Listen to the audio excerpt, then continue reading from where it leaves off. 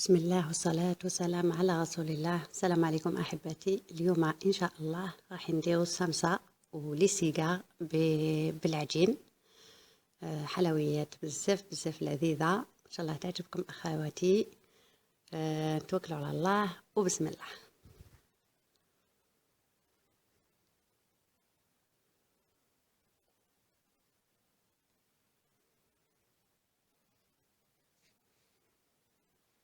هاي المقادير أمامنا. ناخذ جفنة ندير فيها 4 كيلات نتاع فرينة. المعلومة هاد الكيلة بزاف خرجت لي العجين، فإلا تحبوا نتوما ما تكثروش العجين بس تعملوا فنجان للكيلة، لأن العجينة تاع الصمصة تخرج بزاف.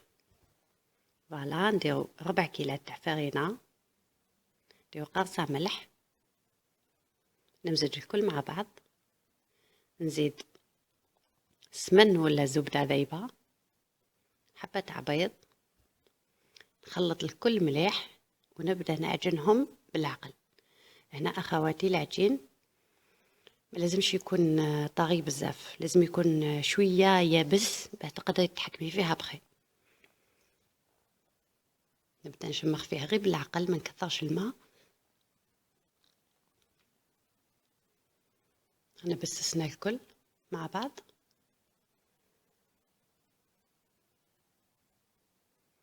نشمخوا العجينة غير بالعقل كما راكم تشوفوا، تخلوش الماء يغلبكم حتى ما تقدروش تحكموا في العجين.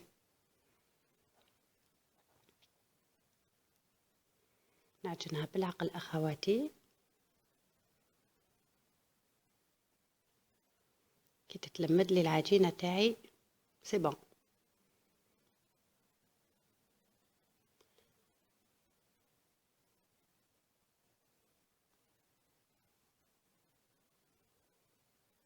هنا حبسنا سي بون.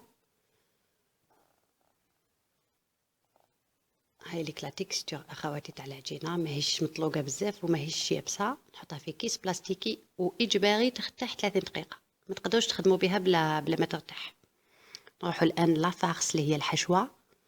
ندير 4 كيلات تاع لوز او كاوكاو او واش عندكم. انا هنا استعملت لوز ماهوش مقلي، مدلي طعم هايل. نتوما لكم الاختيار. درت 4 كيلات تاع لوز، زدت معاه ملعقتين تاع جلجلان، وكيلة تاع سكر، شوية قرفة. قرفة تمد طعم هايل في الصمصة. هاد لا غوسيت لا جربتوها اخواتي والله ما تندموا، بزاف بزاف بزاف بنينة بنينة. وتمدنا انا نبدا نشمخ في الحشوة نتاعي بالماء حتى تتلمد لي الحشوة. كما راكم تشوفوا اخواتي، نغطيها ونخليها ترتاح هي ايضا نفس الوقت اللي ترتاح العجينة. دوكا هنا اخواتي بعد ما ارتاحت لي الحشوة نشكلها مثلثات كما راكم تشوفوا. مع الاول ديروا بتيت بول كويره ومن بعد شكلوها مثلث، يعني حاجه سهله. ولا تكسليها اختي وتقطعيها بكشمول المثلث.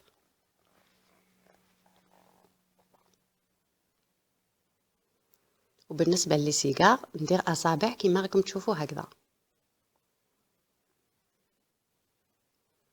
حبيتوا تبلاطيوها ان بتي بو، تحبوا تخلوها هكذاك. هنا نسحق المايزينا احبتي، لا مايزينا باسكو نسحق نفيتي ان تو بتي بو العجينه. حبيت نديرها شويه فايتي باش تجيني منتفخه بزاف وتتقرمش. هنا راح تجيكم الصمصه ما شاء الله. انا كسرت العجينه وطويتها، ضغيت لها شويه مايزينا في الوسط وطويتها، ونزيد نعاود نطويها مره ثانيه وسي بون. هذا ما درت طويتين، لان لو كنت كثر لها لي تور تاع لو فيتاج راح تكلاطي كاع في المقله. 2 تور بزاف راح تخرج لكم صمصه وعليها الكلام. نروحوا الان لآلة العجين. نكسر العجين تاعي بالتدريج حتى نلحق رقم 6. انا حبست في رقم 6، وانتم اخواتي حبيتوا تزيدوا 7 ولا 8 نورمال، لان العجين انا نسحق رقيق، ما نسحقش عجين خشين. العجين رقيق مع التوريق راح يتنفخ في المقله. هاوليك فوالا كما راكم تشوفوا فيه راه يدي تبان دغيغ. فوالا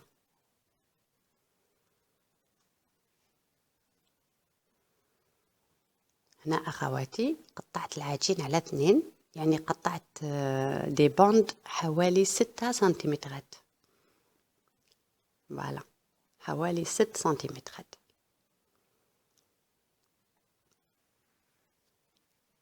هعملك المثلثات مع اللي عملتهم دوكا. هنا هاوليك الشكل كيفاش نطوي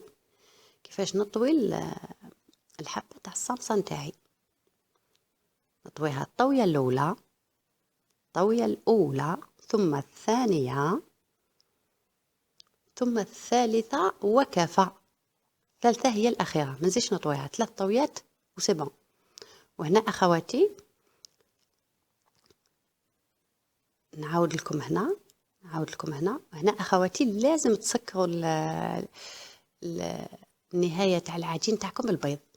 لازم تسكروها، الا ما سكرتوهاش بالبيض تتكلاطي لكم في المقله، لانه هنا راه فايتي العجين فايتي ما يشدش. فوالا ني درت لها البيض باه نضمن باللي ما تتفتحليش في المقله، باسكو غير تحطوها في المقله تبدا تنتفخ. لو فايتاج سي سا، سواء بالنسبه للقريوش ولا هنا راكم تشوفوا في الشكل احباتي. تبعوا لا فيديو، وكل حاجه ان شاء الله تسهل عليكم. وبالنسبه للسيجار هاو كيفاش نستعملو. ناخذ اون باند حوالي 10 سنتيمتر ونطويه الطويه الاولى والثانيه، لازم طويتين. بالنسبه للصامصه ندير 3 طويات، وبالنسبه للسيجار ندير طويتين، 1 2. نطويه على 2، يعني 2 تور. سخن مقله ما يكونش سخون بزاف احباتي، ما يكونش سخون بزاف، لخاطر هنا السر تاع الصامصه في الطياب ما لازمش يكون النار بزاف سخونه. الوغ يطيب من الفوق من الداخل يقعد عجين، راح يطول في المقله ويطيب بالعقل. كما راكم تشوفوا الفيديو ترشوا عليه الزيت من الفوق وتقلبوه من حين لاخر، ما تخلوش دائما على جهه واحده، قلبوه من حين لاخر حتى ييبس العجين في المقله، يجي دوغي ويجي يابس. كي تضربوا بلا فورشيت ولا بالفرشيطه تحس باللي الفوقاني تاعو يابس. ما تستعجلوش الطياب تاعو، ديروه على نار متوسطه. هذا هو السر احباتي، لازم ديروه على نار متوسطه وقعدوا عسوه وقلبوه من حين لاخر. راح يطولكم في المقله 7 دقائق 8 دقائق الكل مقله ديروها طيب. ما تقلقوش احباتي، باش يطيب لك من الفوق من الداخل يقعد عجين سي با لا بين. لازم تضمني باللي طابت العجينه من الداخل. سي كوم القريوش ثاني تقلبيه عده مرات باش تضمني باللي هاوليك فوالا كي توشيه تلقاه يابس من الفوق.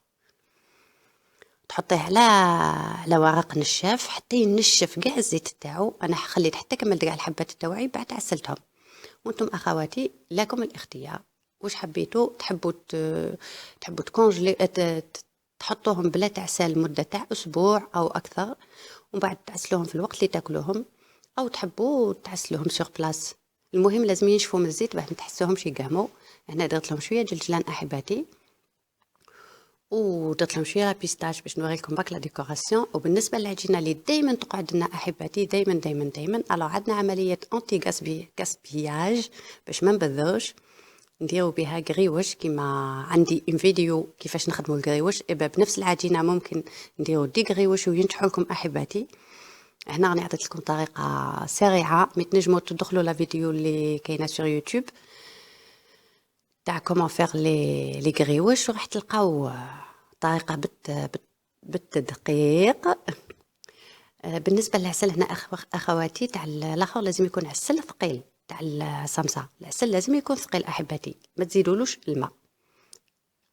هنا العسل نعاود لكم احباتي ما تزيدولوش الماء، لازم نعسلو بالعسل ثقيل كيما نشروه من المغازان نعسلو به باش الصمصه تاعي تجي كروستيونت، تجي تتقرمش وتطقطق وتجي تهبل احبتي.